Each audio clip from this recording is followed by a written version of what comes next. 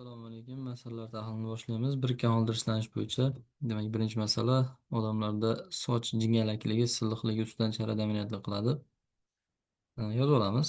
Demak, gamazigota holatda bilamizki, soch jingalak bo'ladi. Geterozigota holatda soch taram-taram soch bo'ladi. Resessiv holatda esa soch silliq bo'ladi. Endi daltonizm kasalligi X ga birikkan holda irsilanadi va resessiv deb olamiz, ya'ni daltonik bo'lishi. X ga birikkan dominant bo'lsa, unda sog'lom bo'ladi. Masala shartida digetrazigota o'sha qiz bola to'lqinsimon sochli sog'lom yigitga turmushga chiqqan. Qanaqa olamiz? Demak, digetrazigota desa katta aksini olamiz. Kattada ishnadi. Demak, ushbu ayol to'lqinsimon sochli sog'lom yigitga turmushga chiqqan. To'lqinsimon soch, ya'ni o'sha taram-taram soch, ya'ni geterozigota olishimiz kerak buni ham. Va sog'lom yigit bo'lsa, unda kattada bo'ladi. Endi demak, tug'ilgan farzandlar nechi foiz to'lqinsimon sochli bo'lishini toping deyapti. Bundan gameta olamiz. Dastlab katta x kattada, katta x kichinada. Kichina x kattada, kichina x kichinada. Bundan gameta olsak, katta x kattada, katta y kichina x kattada, kichina y. Endi biz to'g'ridan to'g'ri olib ketsak bo'laveradi. To'lqinsimon sochlilarni toping deyapti. Farzandlar nechi foiz to'lqinsimon sochli. To'lqinsimon soch bo'lishi qanaqa bo'lishi kerak? Geterozigotalarni topamiz. Ya'ni bu joyda chiqishi mumkin. Bu joyda chiqishi mumkin. Bu yerda ham chiqadi. Bu yerda ham chiqadi. Uh,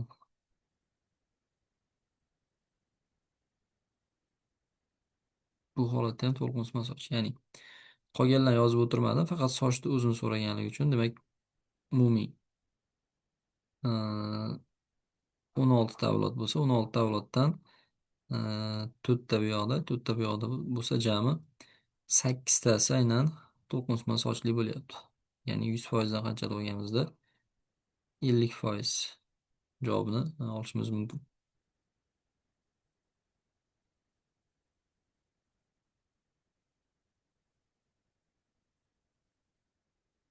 Xo'sh,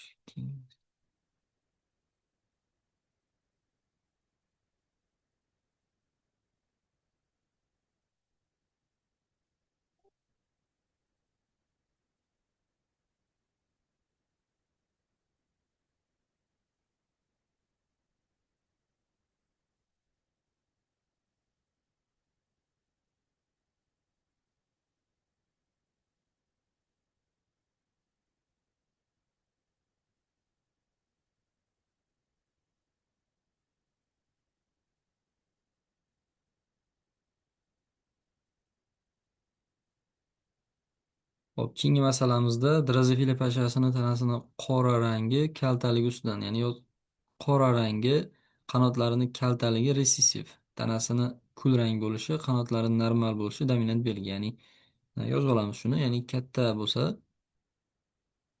o'sha tanasi kul rang bo'ladi. Agar resessiv holatda bo'lsa, unda qora rang yuzaga chiqadi.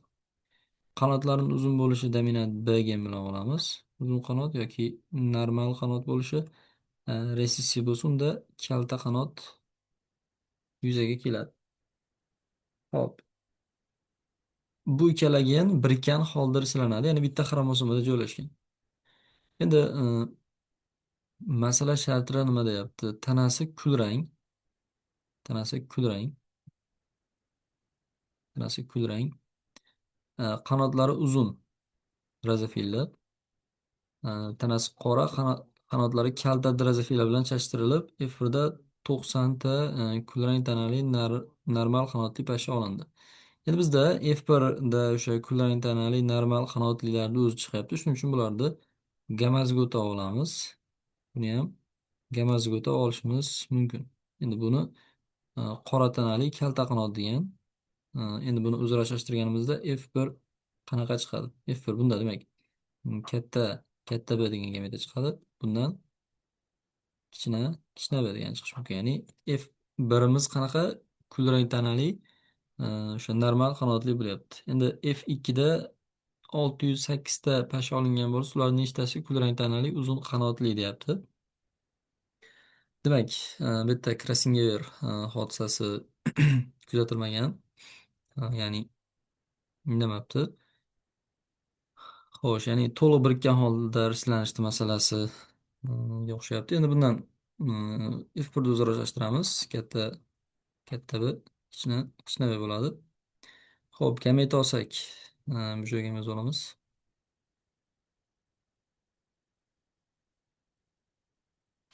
Bundan gameta olganimizda katta katta B, keyin kichkina kichkina B. Bundan ham xuddi shunga o'xshagan katta katta B, kichkina kichkina B. Ushbu gametalar chiqadi. Endi bunda katta katta B, katta katta B, katta katta B, kichkina kichkina B, katta katta B, kichkina kichkina B, kichkina B, kichkina kichkina B, kichkina kichkina B degan gametalar chiqadi. Endi ularda nechtasi kulrang tanali uzun qanotli deyapti. F2da olinganlar nechtasi kulrang tanali uzun qanotli. Endi xo'sh, shu holatda mm, hop 608 ta bo'lsa endi umumiy teng miqdorda bog'laveramiz. Bularni bo'lib olishimiz kerak. Ya'ni kulrang tana uzun qanot bo'lsa, mana bu kulrang tana bo'lyapti. Uzun qanotli. Kulrang tana uzun qanotli. Kulrang tana uzun qanotli. Ya'ni to'rttadan aynan uchtasi shunga to'g'ri kelyapti. 608 tadan qancha bo'ladi? Ya'ni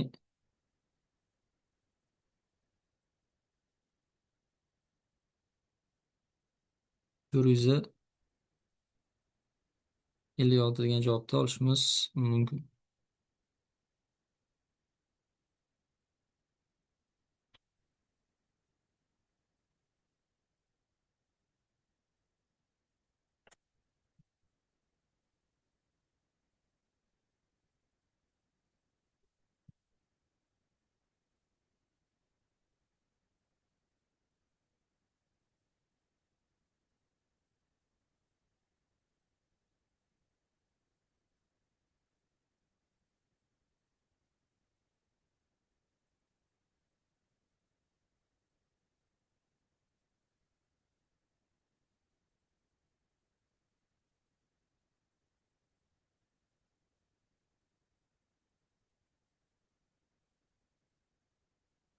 Hop, keyingi masalamiz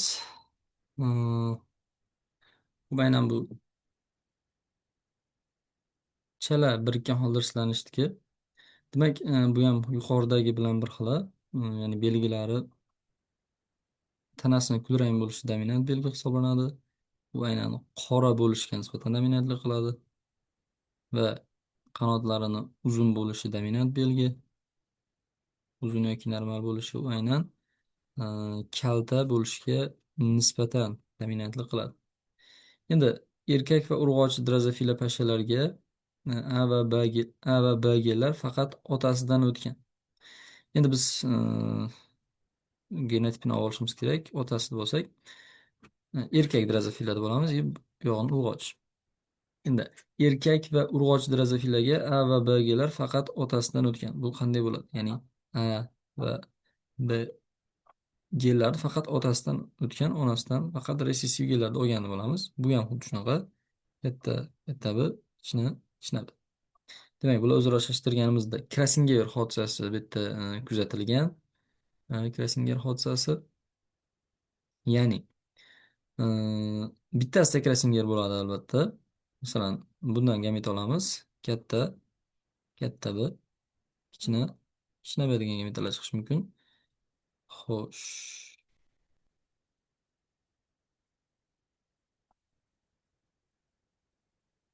katta katta B, kichkina, kichkina b.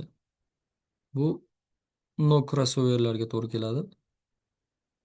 Endi krassingerga uchraydigan bo'lsa, bu katta kichkina b bilan bo'ladi va bu yog'i kichkina katta b degan o'sha geometriyalar chiqishi mumkin.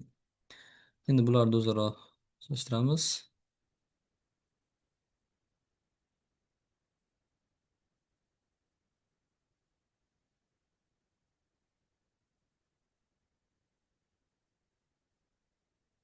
Bulardan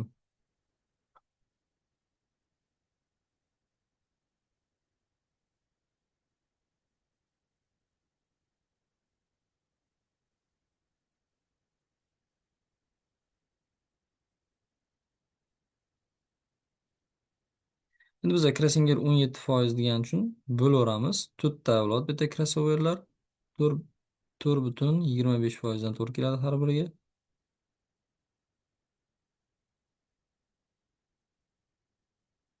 Endi 100 dan ayiramiz. Qolgan 83 bu no crossoverlarga to'g'ri kelsa, no crossoverlar har biri 20,75% dan.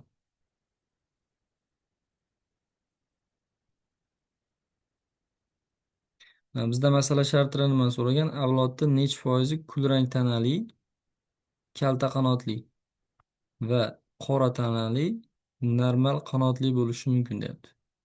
Kulrang tana, kulrang tana, tanali, kalta qanot. Kulrang tana, kalta qanot qani bu yerda? Kulrang tana, kalta qanot mana. Kulrang tana, kalta qanot. Ee, va qora tana, normal qanot. Qora tana, normal qanot. Qora tana, normal qanot mana. Bu yerda boshqa chiqmaydi. Ya'ni bu ikkalasini qo'shib ko'ramiz foizini, ya'ni 8,5% ga to'g'ri keladi.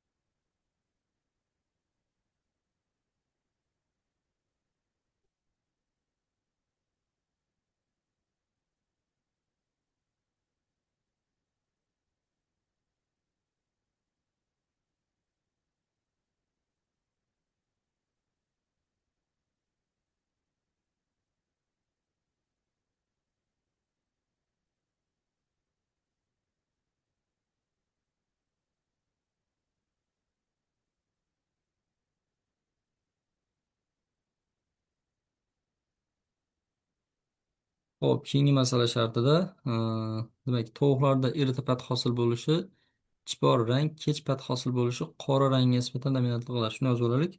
Demak, dominant bo'lganda, dominant agen bo'lsa, erta pat hosil bo'ladi. Erta pat hosil bo'ladi. Agar resessiv holatda kelsa, unda kech pat hosil bo'ladi. Va dominant B genni olamiz. Qanday rangni? Chipor bo'lishini. Resessiv holatda kelganda unda rangi qora bo'ladi. Bu belgilarni ifodalovchi noallelgilar avtosomaga birikkan holda risolanadi deb olamiz. Digit-razgotalar solishtirilganda gametlar necha foizdan hosil bo'lishini aniqlang deyapti. Endi digit-razgotalarni qanday olishimiz kerak? Xo'roz dominant genlarni faqat otasidan olgan va unda Krasinger 20%. Ya'ni xo'roz deb olamiz. Dominant genlarni faqat otasidan olgan. Resessiv. Mana shunda otasidan olyapti dominant genlarni. Endi tovuq qanaqa? Ya'ni tovuqni indamagan, shuning uchun normalga tranzit olib ketishimiz mumkin. Uni ham xuddi shunga o'xshash holat olib ketishimiz mumkin. Endi gametalar foizini, ulushini toping deyapti.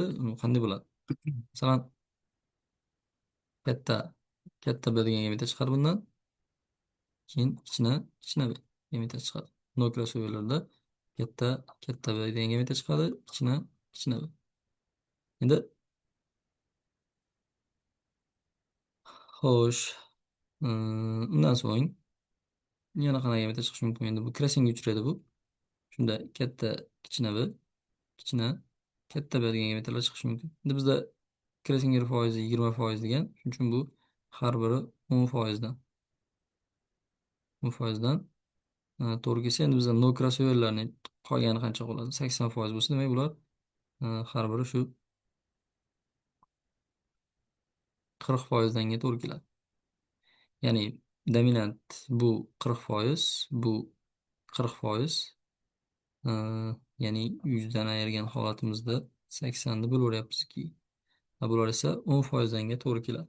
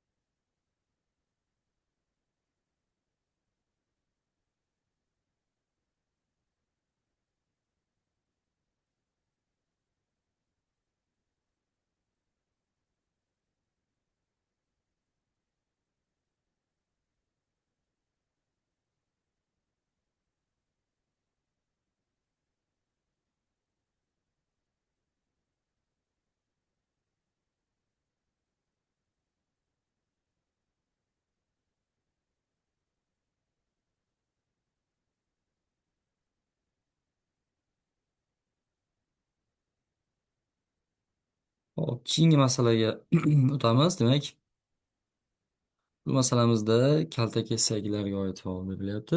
Kaltakesaklarda tangachalarni tekis taqsimlanishi va tanasining kulrang bo'lishi dominant belgi. Aynan bu notekis va tanasining yashil bo'lishiga nisbatan shuni yozib olaylik.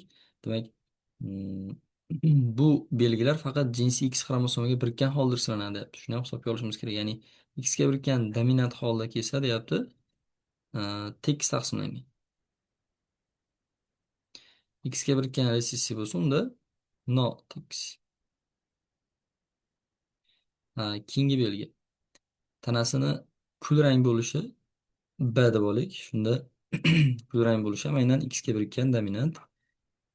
Resessiv holatga kelganda unda tanasi yashil tusda bo'ladi. Endi bizda tangachalar tekis taqsimlangan yashil urg'ochi organizm. Tangachalari tekis taqsimlangan yashil urg'ochi organizm. Endi urg'ochi bo'lish uchun bilamizki, heterogametal jins shu holat urg'ochi bo'ladi. Tekis taqsimlangan bo'lishi uchun dominant A bo'lishi kerak. Yashil bo'lish uchun unda resessiv B bo'lishi kerak. Urg'ochi organizm topdik. Endi erkak organizm qanaqa bo'ladi? X bo'ladi. Digetrazgutali erkak organizm deyapti. Dominant genlardan biri otasidan, ikkinchisi onasidan olgan. Ya'ni bunda katta kichkina deb bo'lsak, katta B, kichkina B bo'ladi. Shunda mana dominant genlar birini onasidan, bittasini otasidan olyapti. Endi shularni o'zaro uchrashtiramiz. Krasinger foiz 8%. Krasinger aynan erkakda kuzatiladi. Hop, shuni bu yoqqa yozib olaman. Bundan gameta oladigan bo'lsak, X katta, kichkina B. X kichkina B. No crossover gametlar aynan shunday holatda bo'ladi. Bundan gameta olamiz. X katta, kichkina B va Y gametalari chiqishi mumkin. Xo'sh, endi Krasinger uchiradigan bo'lsa, X katta, katta B degan gameta chiqadi bunda. Mana bu bilan bu holatda. Endi bu bilan kelgan holatda X kichkina, kichkina B. Shu gametalar chiqyapti. Endi demak, solishtiramiz. Katta, kichkina B, X katta, kichkina B. X katta, kichkina B, Y. X katta, kichkina B, X kichkina, katta B. X kichkina, katta B va Y holat bo'ladi. X katta, katta B, X katta, kichkina B. X katta, katta B, Y bilan kelgan holatda. Endi bu bilan olamiz. X katta, kichkina B, X kichkina, kichkina B. X kichkina, kichkina B, Y Krasingер foiz 8%. Bu degani har biri 2%dan to'g'ri keladi. Mana krossoverlar olyapman. 2%dan 8 ayiramiz. Qolgani 92%. 92ni bo'lib yuborsak, demak, har biri 23%danga to'g'ri keladi. No crossoverlarni har biri 23%dan. Ya'ni no crossoverlar har biri 23%danga to'g'ri keladi. Bizda qanaqasi so'ralgan? Nasllar necha foizi kulrang tangachilari tekis taqsimlangan bo'ladi. Kulrang bo'lishi uchun dominant bo'lishi kerak, tekis taqsimlangan bo'lishi uchun dominant bo'lishi kerak. Mana buni olishimiz mumkin. Mana dominant, kulrang, tekis taqsimlangan. Mana bu tomonda ham bor. Buni ham olishimiz mumkin. Katta katta bo'lyapti. Bu ham olishimiz mumkin. Buni ham. Demak, shunda 23, 2 va 2 jami, shunda javob qancha bo'ladi? 23 plus 2 plus 2. 27%. Javobini olishimiz mumkin.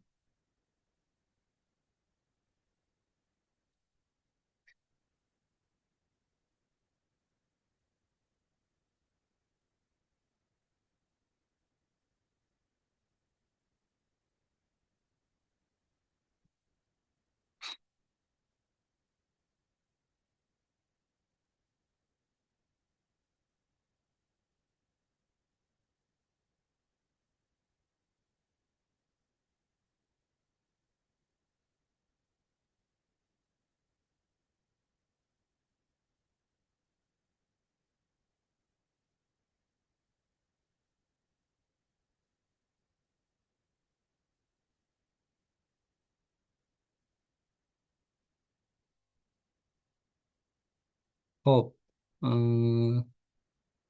Masalaga e'tibor beramiz. Itlarni bir zotida tanasini rangi ikki juft allel bo'lmagan genlar bilan boshqariladi. Demak, genotipda katta A gen va V gen kelishi qora bo'lishini ta'minlaydi. Qora bo'lishini ta'minlaydi. Va dominant A gen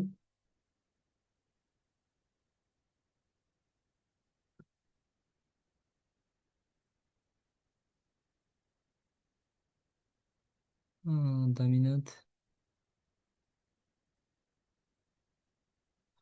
dominant A gen, endi bu menimcha kichkina V gen bo'lishi kerak. Shunda qanday bo'ladi? Shunda jigarrang bo'lishini ta'minlaydi. Jigarrang bo'lishini ta'minlaydi.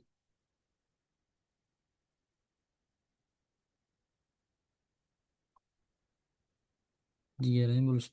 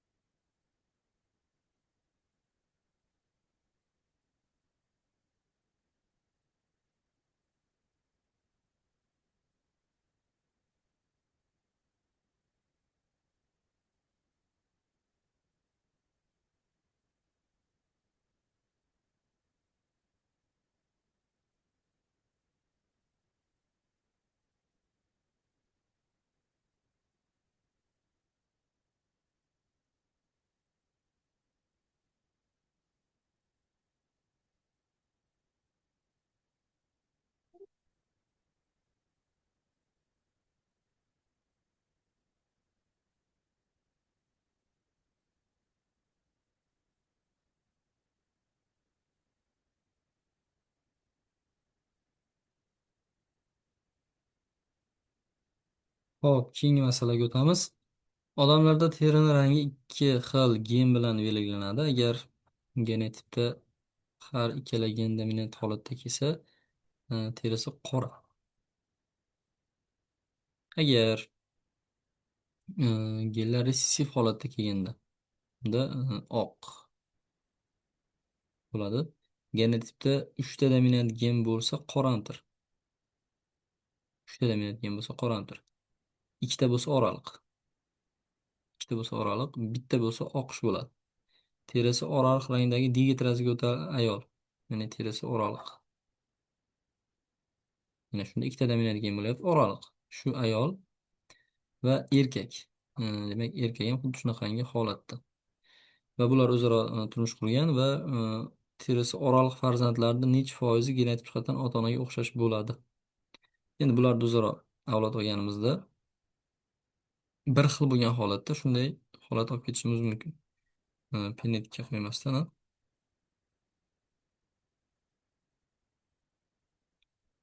Endi bu bilan yozib chiqamiz dastlab katta katta b katta b bunaqasiga keyin bunday yozamiz. Keyin bunaqasiga yozamiz.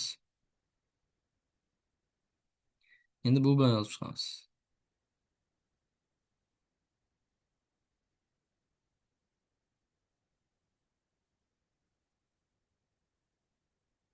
Endi bu resessivlar bilan yozib chiqamiz. Kichkina kichkina katta b katta b.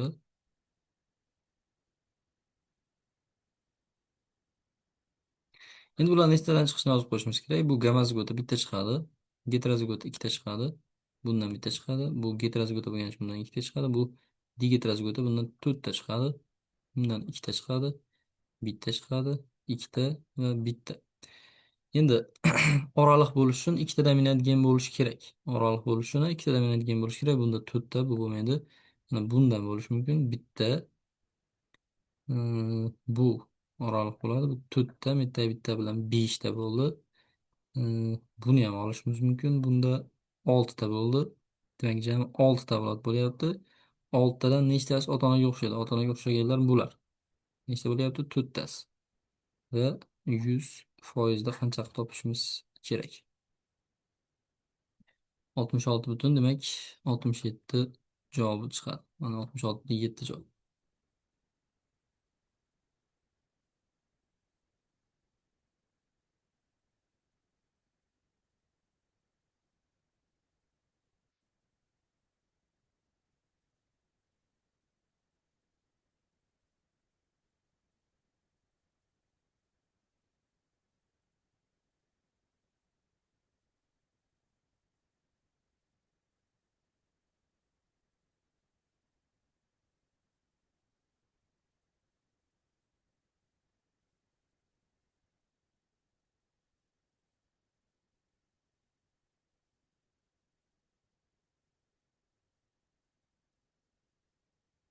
Demak, keyingi masala tahlilini ko'ramiz.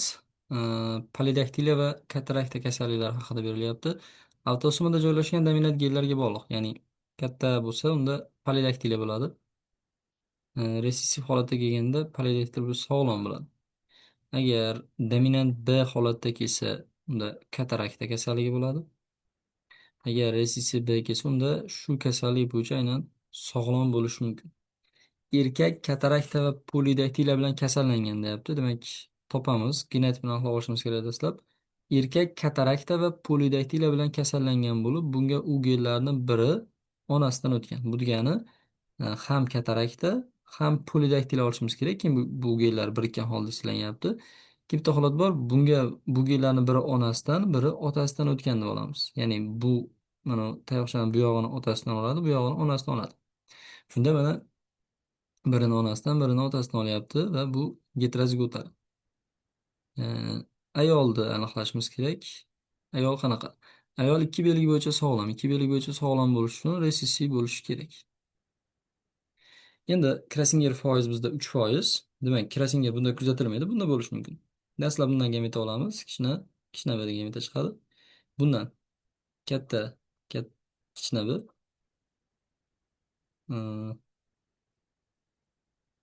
Keyin kichkina bir. Keyin kichkina, katta B degan no crossoverlar chiqishi mumkin. Endi crossingga uchraydigan bo'lsa bu katta B bilan bo'ladi. Kichkina kichkina B bilan bo'ladi.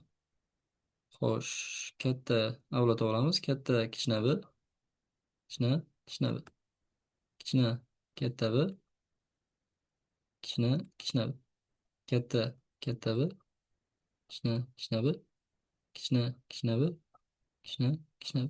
Krasinger foiz 3% bo'lgani uchun teng 1,5% olishimiz mumkin. 1,5%dan 100 dan ayirganimizda 97% to'g'ri kelyapti. Shunda bular nechi foizdan? 48,5. 5% to'g'ri keladi. Endi nechi foizi fenotip jihatdan ota-onaga o'xshash deyapti. Qarang, ota-onaning fenotipi qanaqa? Ota-onaning fenotipi polidaktilia va katarakta. Har ikkala kasallik bilan kasallangan va har ikkala kasallik bo'yicha sog'lom. Aynan shularda bu o'xshashlar. Endi shularda olishimiz kerak. Bu o'xshamaydi. Bu ham o'xshamaydi.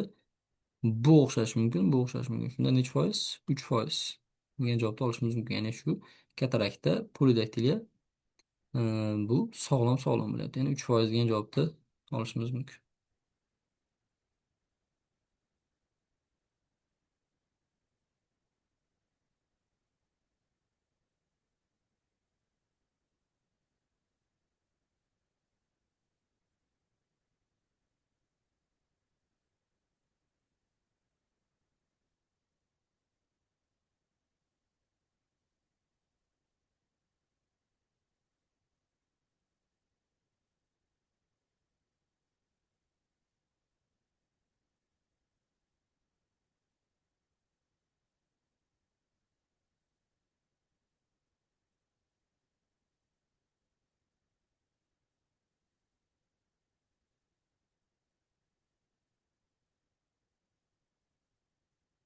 Xo'p, keyingi masala tahlili. Tovuqlarda erta pat hosil bo'lishi kech pat hosil bo'lishi ustidan chipor rang, qora rang ustidan dominantlik qiladi. Ya'ni erta pat hosil bo'lishini dominant olamiz. Kim bular? Avtosoma xromosomalar joylashgan bo'ladi va birikkan holda ishlanadi. Erta pat hosil bo'lishni bo'lamiz. Resessiv holatda kelsa esa kech pat hosil bo'lgan bo'lamiz. Endi patlarini dominant holatda bo'lganda chipor rang bo'ladi. Resessiv holatda kelsa unda patlari qora rang bo'ladi. Endi Krasinger foizini beryapti va ota-onalar qanaqa ekanligini ham yozyapti. Ya'ni qanaqa digetrozigotali xo'roz, ya'ni xo'rozni digetrozigota deb yozishimiz kerak. Digetrozigotali otasi gamazigota erta pat hosil qiladigan qora. Aynan xo'rozni otasi gamazigota erta pat hosil qiladigan qora. Xo'sh, mana otasi erta pat hosil qiladigan qora bo'lsa bunday bo'ladi. Endi bu digetrozigota bo'lish uchun bu resessiv, endi bu dominant bo'lishi kerak. Ya'ni shunda o'sha dominant genlar birini otasidan, birini onasidan olgan bo'ladi. Va xuddi shunday genotipli tovuq bilan chalishtirilgan. Xo'sh, xuddi shunday genotipli tovuq bilan chalishtirilgan. Tovuq qanaqa? Tovuq katta, kichkina b, kichkina, katta b. Krasnoyar bittasi kuzatilyapti. Katta, katta b, kichkina, ya, xo'sh, katta, kichkina b, kichkina, katta b. Bundan katta, kichkina b, kichkina, katta b. Bular no crossoverlarga to'g'ri kelsa, endi crossingga uchraydigan bo'lsa, bittasi crossinger kuzatilgan deb aytyapti o'z masala shartida. Katta, katta b, kichkina, kichkina b degan o'sha crossoverlar hosil bo'ladi. Endi bularni chalishtirib avlod olamiz.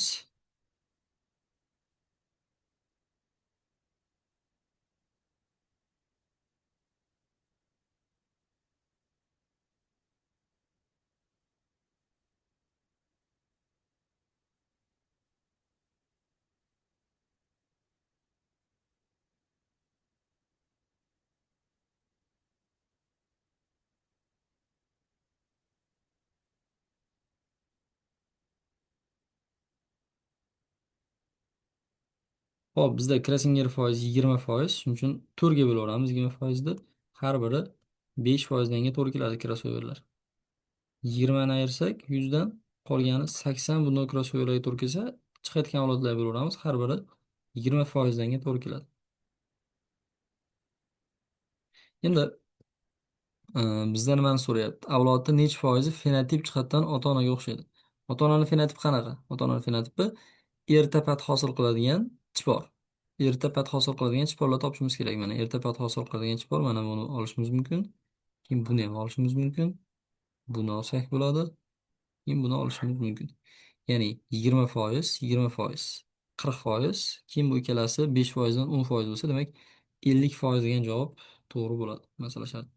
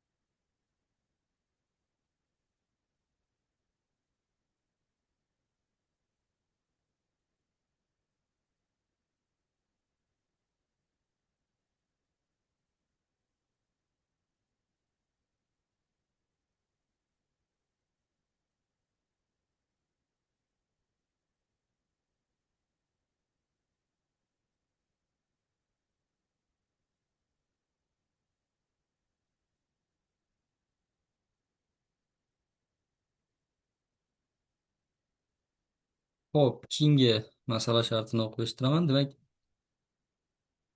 sulida poyasini baland bo'lishi, zamburug'larga chidamli bo'lishi, poyasini past bo'lishi va zamburug'larga chidamsiz bo'lish ustidan dominantlik qiladi. Endi demak, poyasini baland deb olamiz mana. Dominant, baland poya, past poyaga nisbatan dominantlik qiladi. Endi zamburug'larga chidamli bo'lishi, zamburug'ga chidamli bo'lishi, zamburug'ga chidamsiz bo'lishga nisbatan dominantlik qiladi. Ya'ni chidamli bo'lish dominant, chidamsiz bo'lish esa resessiv. Endi bu genlar birikkan holda irsiylanadi. Bizda masala shartida digetrozgotagenetikga ega o'simliklar resessiv gamazgotali suli bilan solishtirilganda avlodda e'tibor bering, 4 xil fenotipik ajralish ro'y beryapti. Digetrozgotalar solishtirganimizda avlodda 4 xil fenotipik ajralish ro'y beryapti. Ya'ni bu bilan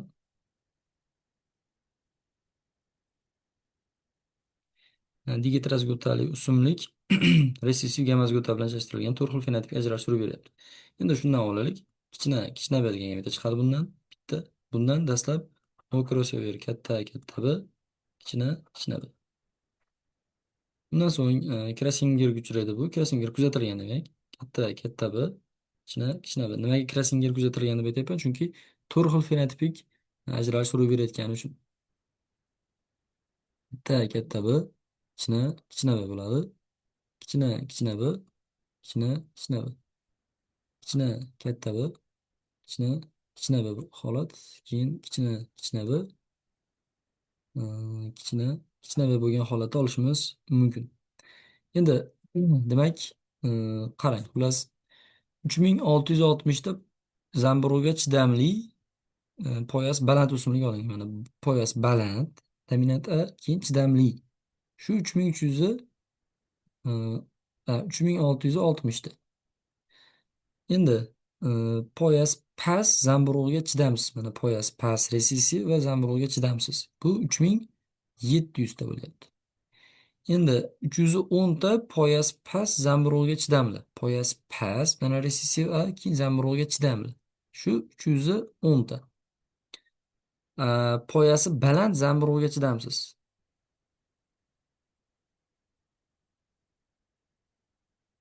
Bu to'xtang mana. Bu dominant A bo'lishi kerak edi. Dominant A bo'lishi kerak edi. Poyasi mana shunda baland bo'ladi.